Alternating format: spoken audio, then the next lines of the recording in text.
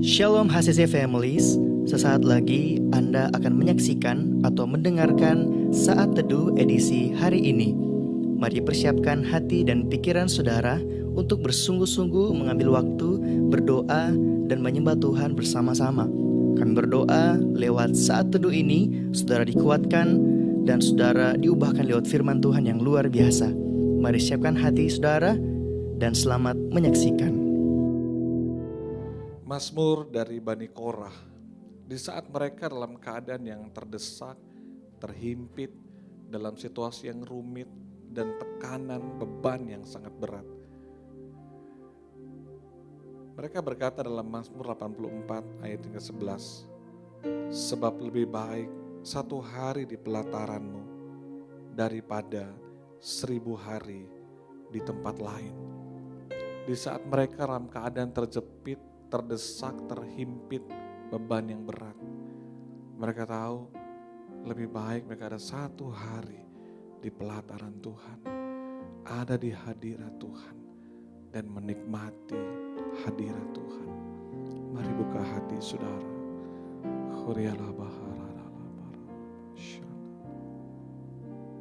Satu hal yang Amen. ku rindu, Yes God. berdiam di dalam rumah-Mu. Satu hal yang ku pinta, Amin, amin Tuhan. menikmati baik-Mu Tuhan,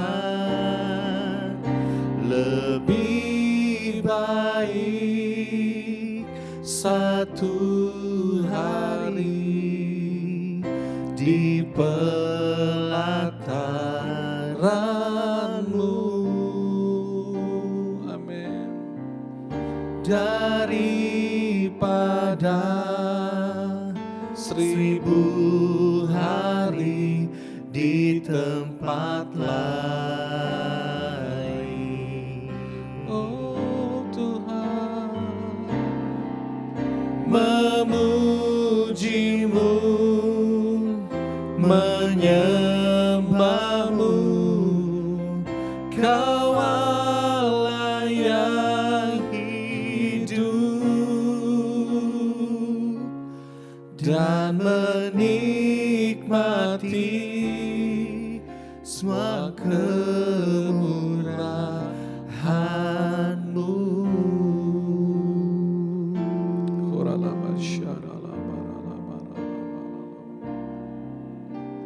Satu Ini hal kerinduan yang kami, ku Tuhan. rindu, untuk datang di hadirat-Mu, berdiam diam di hadirat-Mu, dalam menikmati hadirat-Mu. Satu Haleluya. hal yang ku pinta, Engkau kekuatan kami, Engkau menikmati pengharapan kami. baik-Mu Amin, Tuhan, amin. lebih baik satu hari di pelataran-Mu, Amin, amin. Oh haleluya. daripada 1000 hari di tempat Oh hadirat-Mu jamah setiap kami. Haleluya. memuji-Mu, Menyembah-Mu. menyembah-Mu. Oh Tuhan, Kau Allah yang hidup, dan menikmati semua kemurahan-Mu. amin, amin. Dan menikmati semua kemurahan-Mu. Haleluya.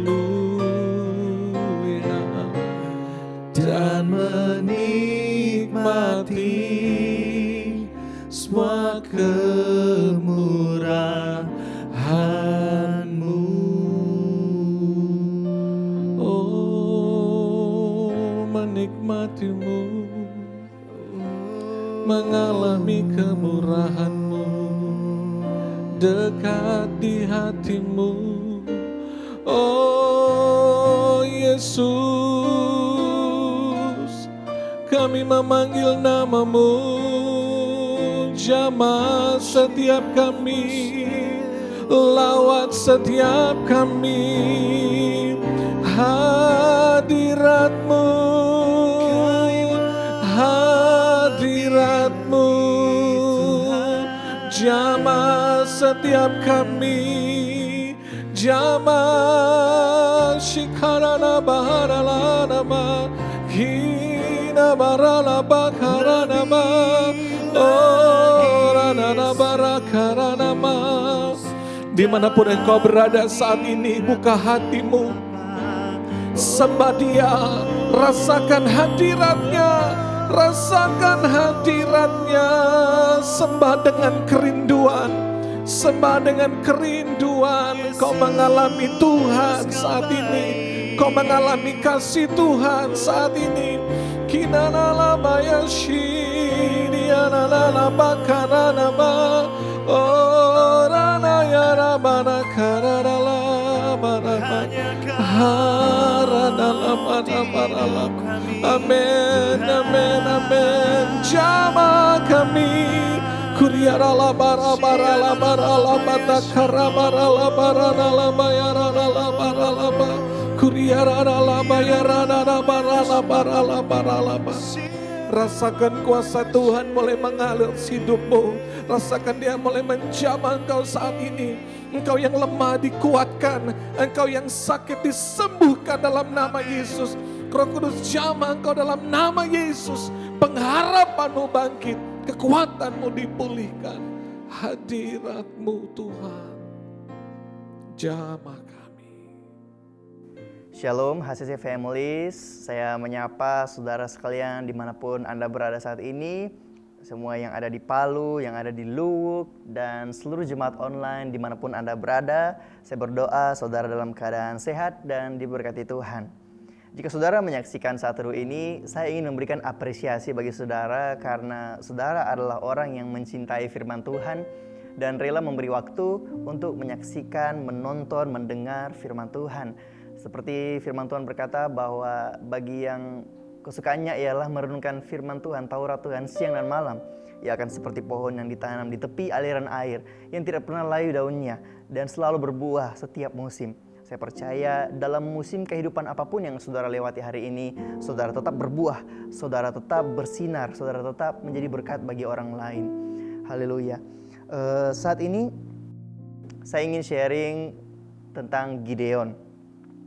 Di beberapa minggu yang lalu, beberapa waktu yang lalu, saya sempat sharing juga tentang bagaimana Tuhan pakai Gideon, bagaimana proses Tuhan sehingga Tuhan akhirnya bisa pakai Gideon untuk menjadi pahlawan yang gagah berani.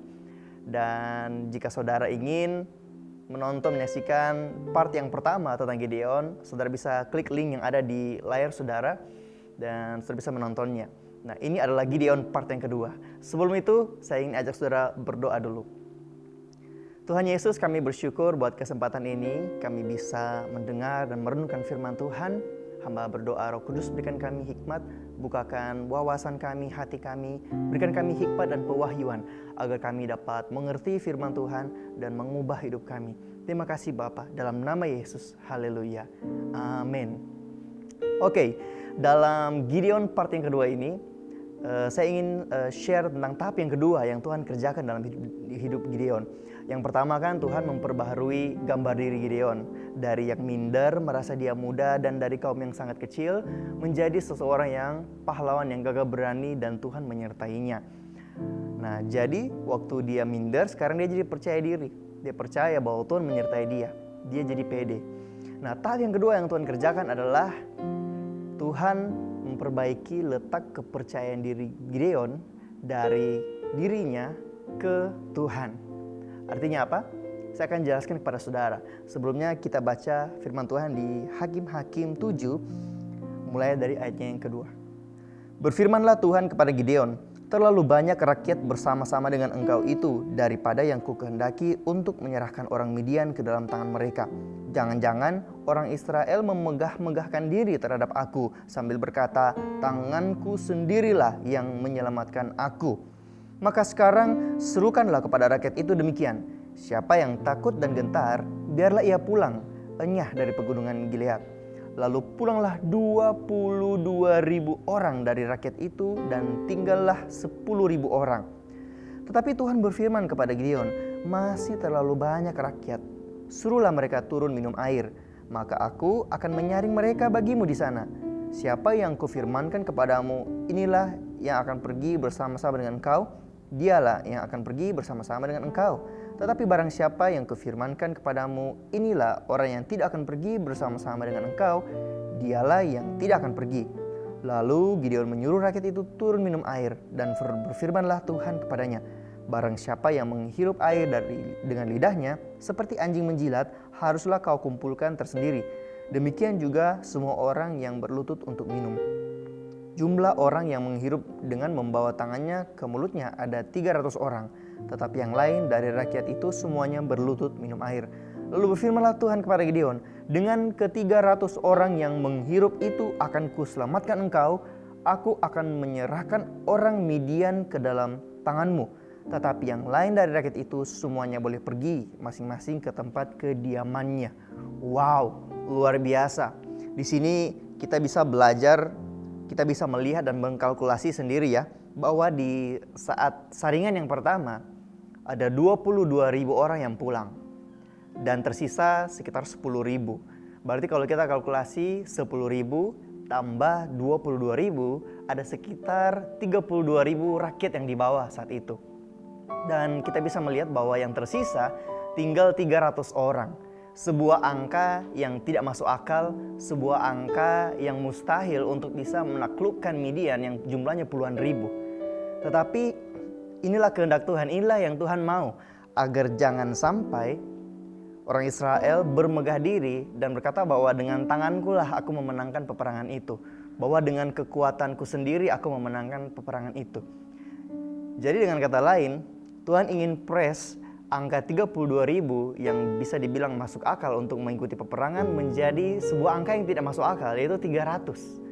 Supaya ketika Gideon menang, orang langsung tahu bahwa ini karena pertolongan Tuhan, ini karena kekuatan Tuhan. Mujizat telah terjadi. Ketika keadaan normal-normal saja, kita sulit untuk merasa bahwa ini pertolongan Tuhan. Tetapi ketika keadaan tidak masuk akal, keadaan yang sangat mustahil, dan kita melihat bahwa kita mampu melaluinya, bahkan menaklukkannya, disitulah kemuliaan Tuhan dinyatakan.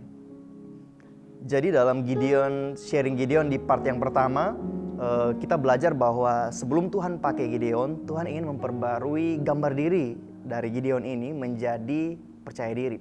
Dan di part yang kedua ini, di bagian yang kedua ini, kita belajar bahwa percaya diri tidak cukup untuk Tuhan bisa pakai, tetapi kita harus meletakkan kepercayaan diri kita kepada Tuhan, bahwa kita percaya bahwa semua yang kita mampu, semua yang kita miliki, semua yang kita bisa, itu karena pertolongan dari Tuhan, itu karena mujizat dari Tuhan, agar jangan sampai kita memegahkan diri dan berkata bahwa saya bisa sampai hari ini semua karena kekuatanku. Semua yang saya miliki hari ini ya karena saya kerja keras, saya bisa dapatkan semuanya itu. Itu yang Tuhan tidak inginkan. Maka terkadang dalam hidup kita alami situasi-situasi yang bisa dibilang tidak masuk akal atau tidak memungkinkan atau situasi yang mustahil. Agar disitulah mujizat Tuhan dinyatakan. Agar disitulah kesempatan di mana kita melihat bahwa Tuhan menolong hidup kita. Saat ini saudara, keadaan apa yang saudara alami hari ini?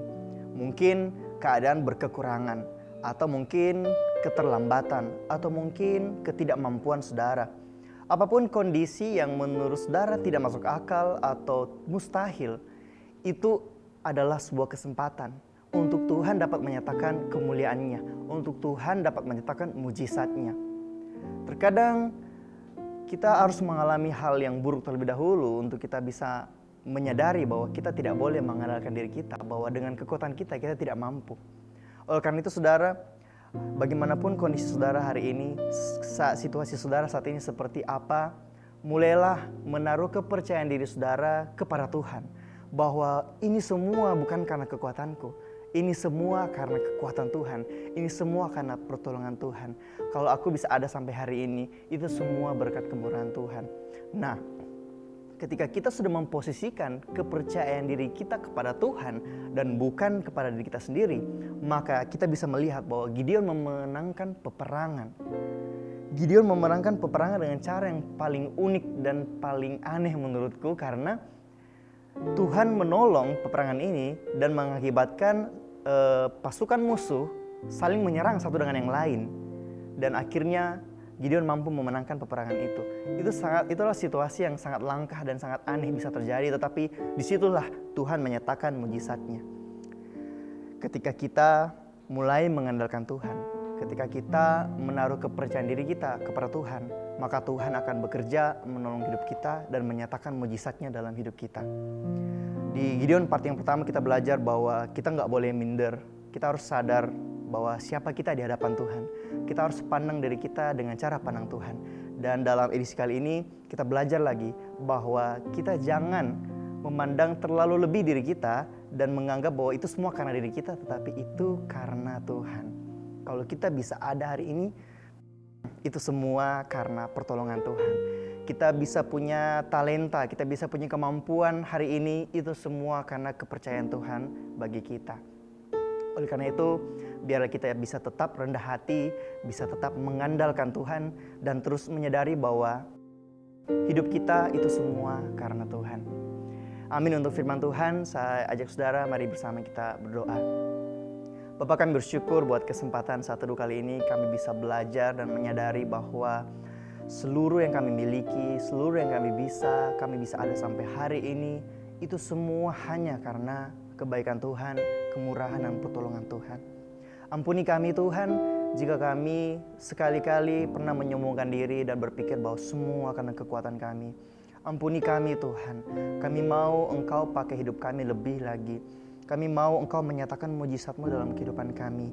Oleh karena itu mulai saat ini Tuhan, kami mau meletakkan kepercayaan diri kami kepada Tuhan, bahwa bukan karena kami, tetapi karena Tuhan.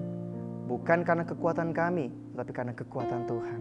Terima kasih Bapa, kami bersyukur dan berdoa di dalam nama Yesus. Haleluya. Amin. Terima kasih Anda telah menyaksikan Worship from Home edisi Saat Teduh. Kami berdoa saudara diberkati dan dikuatkan lewat edisi Saat Teduh kali ini. Sampai berjumpa di konten online Worship from Home berikutnya. Tuhan Yesus memberkati.